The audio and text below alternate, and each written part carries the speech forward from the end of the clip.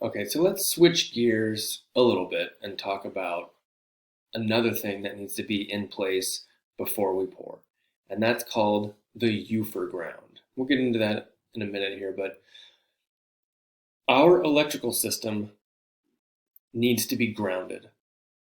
It needs to have a path to the ground. Sometimes that is a ground rod, and those are kind of, I would say, going by the wayside in favor of the Eufer ground. But ground rods are still really, really common, and they're a 5 foot long steel pole encased in copper that gets driven into the ground, and then you attach another piece of copper to that ground rod that then feeds into the panel. Okay, and if you want more electrical theory than this, go talk to an electrician. But that panel has to have a pathway to the ground in order to safeguard against electrical shock. Okay? So that's one way. A really, really effective way of creating a grounding system for our electrical system is by using a Eufer ground. Okay?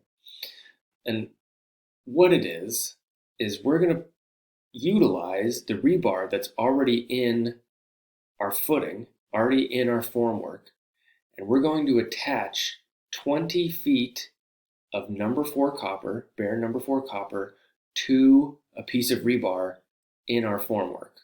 Okay, and then that copper is going to feed into the electrical panel, and that's going to be our grounding system.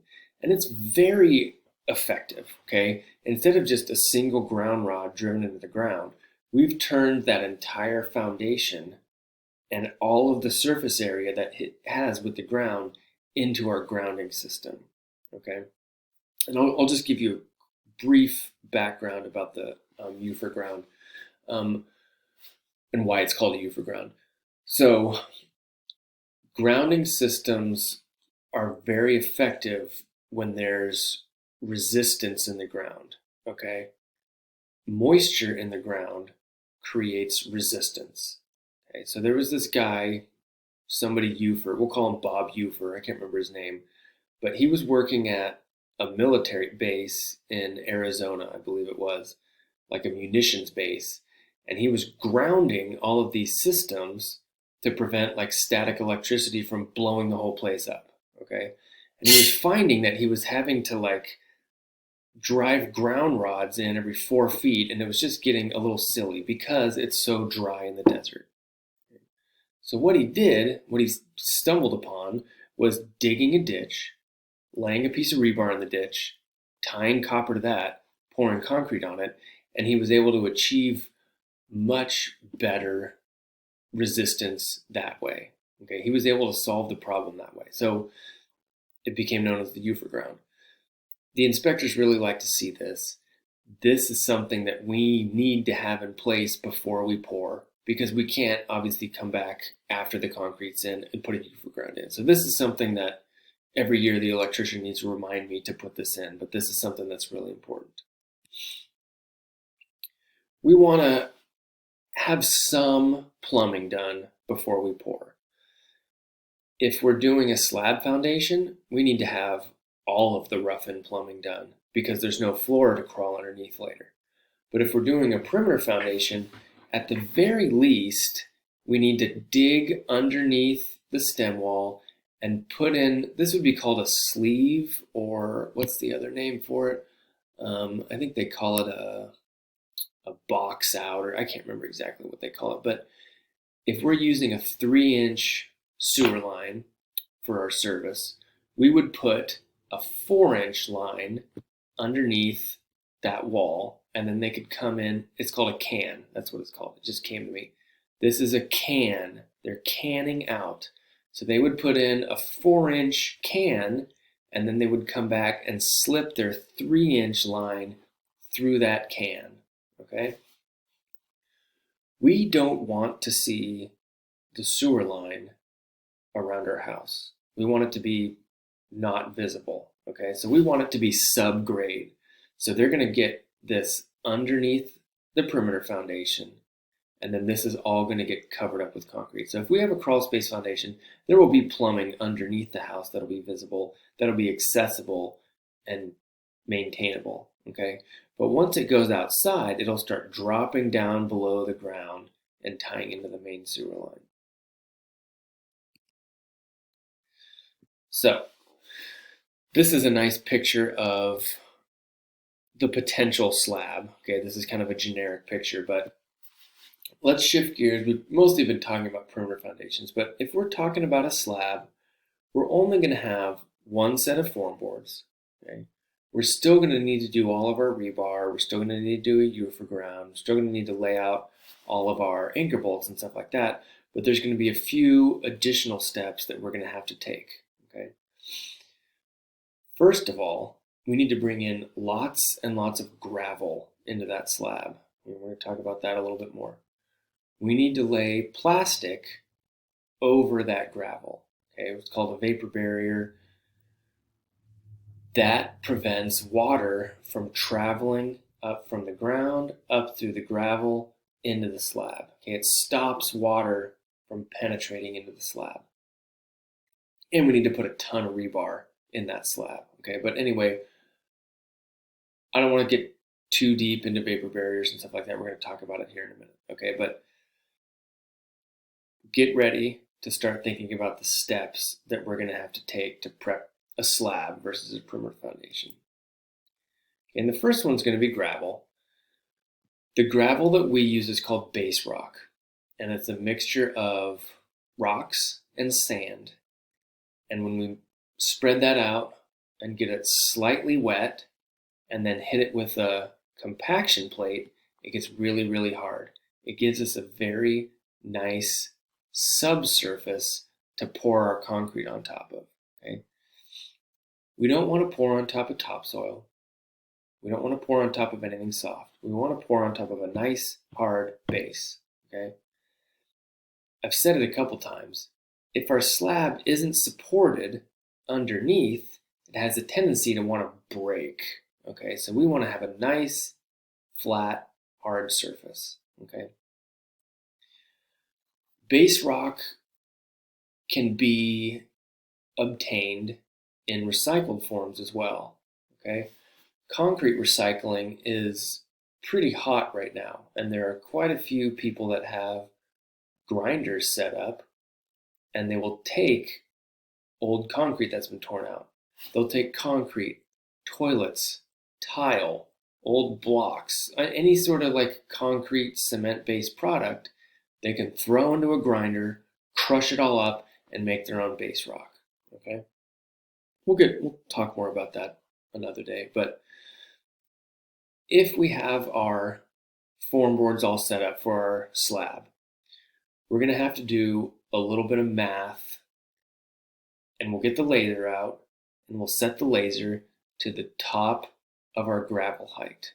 Okay, so let's just do some basic math here. Okay, let's say disregard this number. This is assuming we're going to put foam or something in there, but let's just say we've got our form board set up for top of slab, obviously. We want to get a number for top of gravel. Okay, the easiest thing we could do is set our laser to whatever that elevation is at the top of the form board, and then move that laser up 4 inches, because remember, if we move the receiver up, it's going to drop the bottom of that rod down 4 inches. And we want to be 4 inches below that number because our slab is going to be 4 inches thick. Okay, so again, let me go over it one more time. Let's set our laser up. Let's set our rod with the receiver on top of the form boards. We'll set it to that height. That height is top of slab. We're going to move the receiver up 4 inches, which is going to drop everything down 4 inches. 4 inches being the thickness of our concrete. Okay. Now that receiver is set to top of gravel. Okay. Now that we've got that set up, we can, depending on what we're doing, but typically what we'll try and do is we'll try and leave a form board open. We'll leave one form board off so that we can drive a skid steer or back a dump truck in and dump gravel and then spread it out from there. Okay, so we'll dump gravel in, we'll spread it out, we'll walk around with the laser and kind of rough in that height.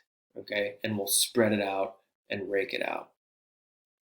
What I like to do is set up some screeds for the gravel. And we'll talk more about what that is in a minute, but we'll set up some screeds and we'll establish a nice flat plane for that gravel. We'll get it nice and flat and level all the way around, okay? We leave it a little bit high at that point because when we come back with the compaction plate, that gravel is going to drop a little bit when we compact it, okay? When we add some water to it, it'll help with the compaction, and you will be surprised at how hard that gravel gets.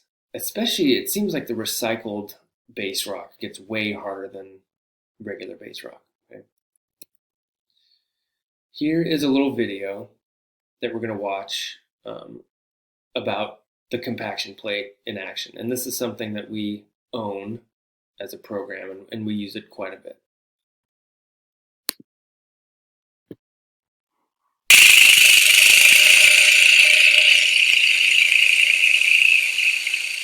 So, a couple things here. Just put a shirt on. Okay, I don't know why everything has to be done shirtless, but this guy's getting covered in dust. And then the other thing is, these machines typically have a water tank that you can fill up, and you can open a little valve, and it'll squirt a little bit of water out, and it does a couple things. It helps with the compaction, and it prevents dust from blowing all over the neighborhood and all over you. Okay, so that's kind of enough of that, but you have to compact the gravel, okay?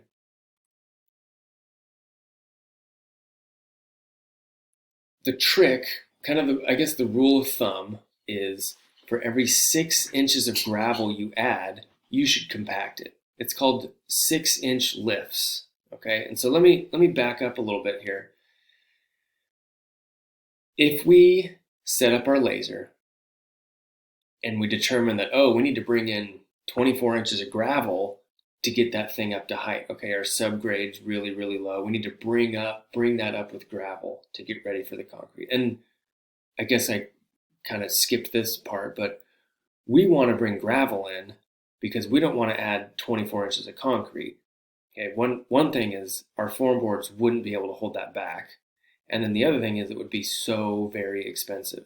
Okay, we only need 4 inches of concrete. We want to build everything up to a flat level plane with gravel, which is much cheaper and easier to move around, and then compact that and then just put 4 inches of concrete on top of that, okay? But anyway, back to what I was saying, we don't want to bring in 24 inches at a time and then try and run that compaction plate over it. It's only going to compact the top couple inches, and then everything else is just going to be gravel soup. And eventually it's going to compact on its own, and we're going to end up with voids underneath the slab, and then we're going to have some cracking issues, okay? So we're going to bring in 6 inches at a time, spray it down with the hose, compact it with the vibroplate, that's the other name for it, the vibroplate, the plate compactor, and then we'll bring in 6 more inches, and we'll wet it down, and we'll run over it with the vibroplate, okay? And we'll just bring in 6 inches at a time, compacting it at each lift until we're just over, I would say we're going to set it a 1/2 inch over where we need to be, so 3.5 inches down from top of slab. We'll wet it one more time, we'll compact it, and then we should be at a nice, perfect 4 inches.